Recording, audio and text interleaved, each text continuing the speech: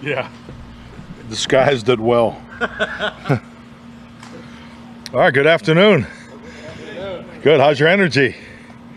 Good, I can tell, I can feel it. Hey Mike, David Moore, Dallas Morning News. A lot of guys to ask you about, but just a couple of veterans, Booth and Phillips, who weren't here too long, but kind of wound up playing more than maybe you thought. Yeah, definitely. It was good to get him in there. You know, obviously Andrew, we wanted to play him. You know, that was a plan to play him a lot more this week. I kind of gave him last week to just get acclimated. So, but yeah, it was good video for those guys, and and obviously with Phillips, just really, I don't even know I can use the word acclimated. So, but no, obviously they've both been in camps, so I mean there was no concern as far as their longevity or anything like that, conditioning wise. Clarence Hill, Star Telegram. What's the plan for Mazi today? Can you talk about update us on how he's doing? And yeah, Mazi's he's progressed through his situation. I'll let him speak on it if he cares to. But we're in a mock game today, so he's scheduled to participate. But we'll see how he checks out here coming out of the meetings. Mike Todd Archer with ESPN. Lawson's now here.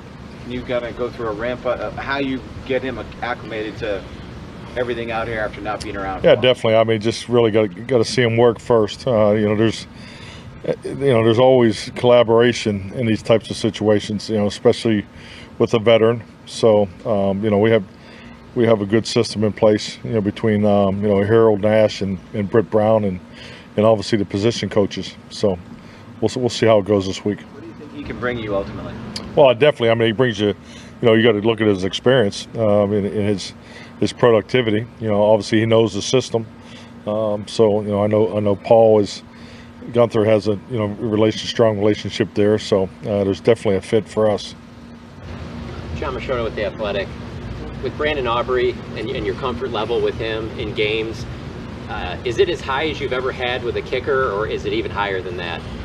Really had a similar level of confidence with Mason Crosby, but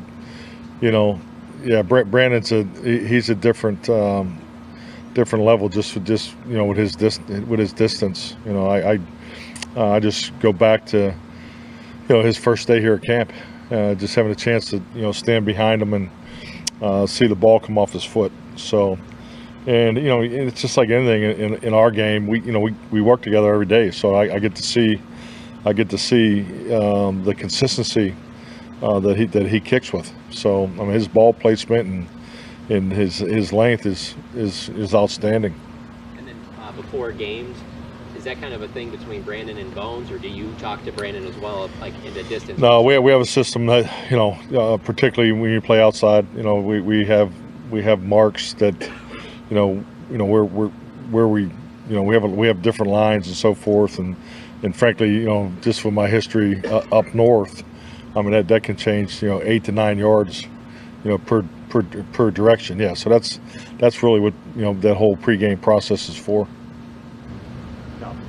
Calvin Watkins, Dallas Morning News. After watching the tape, your thoughts on how Guyton played and how BB performed as well? Yeah, I think both young guys. Number one, good. We got the quality reps that we were looking for. Our total plays was down just a tad, but I like what those guys are doing. So you start with Cooper.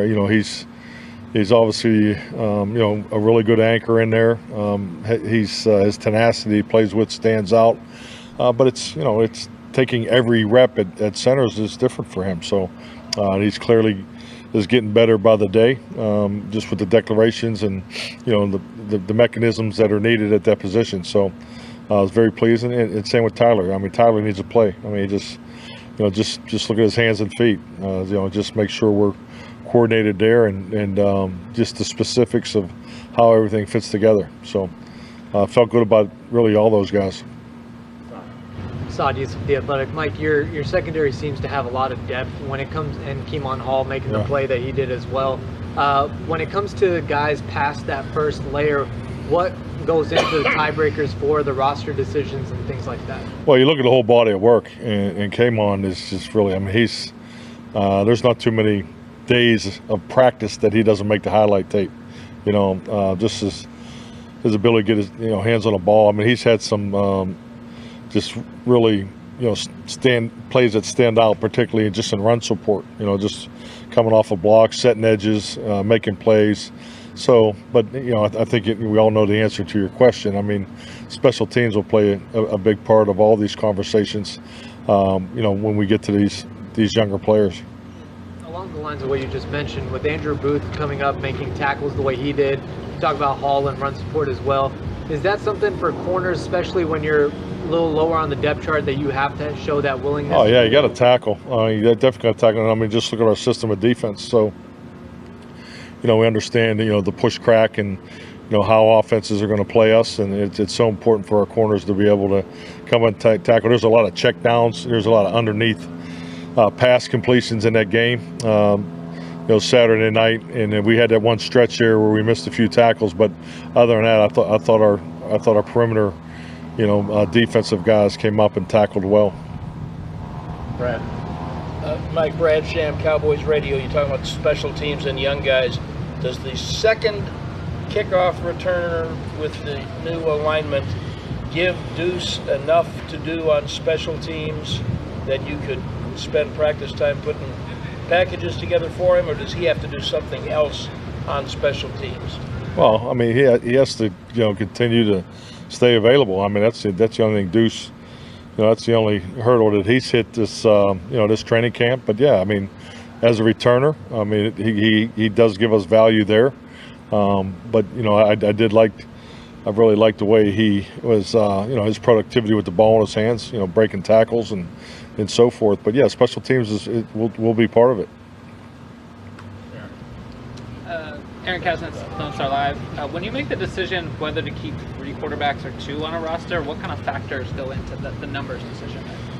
A number of different factors. I think number one, who are the 3 quarterbacks, and obviously we have 3 that we feel very strongly about. So I mean that's a big part of it, because it's it's a very obviously the most important position in my view. But your whole roster too. I mean you got to look at everything that goes around. And it's I think sometimes I just have never done it this way, and I think it's just a product of always coaching young teams. I mean I don't think you're just going to have a set number of players per position. Because that's where this thing gets really challenging down at the end. And you also got to rely on your personnel department for projection of where do you think guys will end up in the big picture of things too. So all those factors will come into the 53 discussion. Getting back to the roster cuts, and obviously you got 1 game left. And when do y'all start preparing? I mean, mentally, or do y'all have personnel meetings every night? No. Looking at that. We're not there yet. Yeah, we're not there yet. I'll have a personnel meeting tonight, and then we met yesterday. The coaches, frankly, just went through the whole grading system just to make sure we're set for the in-season process. So that all of our guys have been graded, and I think the biggest thing is to make sure we have 2 really good padded practices tomorrow and Wednesday. That's really what's on the forefront of my mind, to make sure that we get those practices done right, done properly, and obviously Saturday at AT&T will be a big day for a lot of guys. Get back to the running back for a second. Everybody has played in the preseason except Zeke. Have you seen everything you need to see from Zeke in practice? To evaluate him against those other guys. Can I use the last answer for this one? No. Most important thing we need to do is have 2 really good practices Tuesday and Wednesday, and Zeke will, because he didn't play Saturday night, we'll practice a lot. So. Mike, with Booth, what did you make of his reaction after giving up the big play early on in that game, and how he was able to maybe not let that bother him? Yeah, I mean, just from what I saw, I didn't see a whole lot of change in his demeanor, approach, and I think just like anything, he flashed a number of times, particularly with his tackling. So, yeah. He played the nickel for you there. Does versatility ever become a hard thing because you don't know? Is he this or that? Because he's played safety, he's played some corner for you. Well, I think the biggest thing when you look at it is his matchup ability too. I mean, so he's a really exceptional matchup piece for us.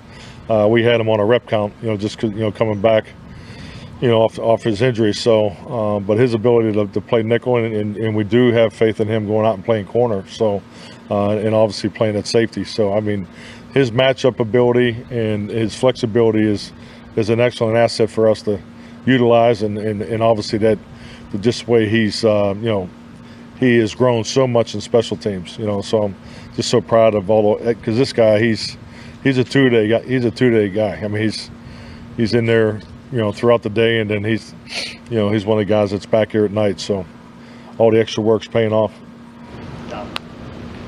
Some teams still like to play starters in the preseason, whether it's for a series or a half, but you don't.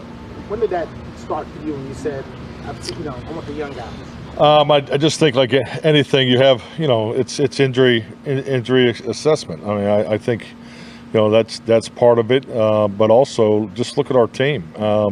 3 preseason games. When you have a really young team, I mean, going back to the old days when you did play the guys, 12 to 15 in the first game, and they played the, then you get up to 25 in the second game, and then you play them to the first series of the third game. I mean, there's really not a lot of quality reps for your younger players. So, and those are really the biggest decisions. So I think all that goes hand in hand. I know it does for me. And but also you got to make sure you get done what you need to get done out on the practice field. And I've always felt, especially coming here to Oxnard, how the quality of our practices, they're as good as I've been around in this CBA era. So the confidence that I get from our offense against our defense, the old iron sharpens iron, has been very, very evident here. We have left our training camp in a good place, each year that we've come here. So that also is part of the equation. But you got to let these younger players play, and I think week 1 to week 2 is a great example of that. We improved as a football team Saturday night against the Raiders, and then on top of it, our young players got to play against their first group. So that's an experience there in itself. It's that's you can't buy, because you really normally, even like when we practice against the Rams, it's the first group versus the first group. So the fact that our young guys get as much practice as they do, how much they get to play in their games, I think it really, really helps us make better decisions when it comes down to the roster.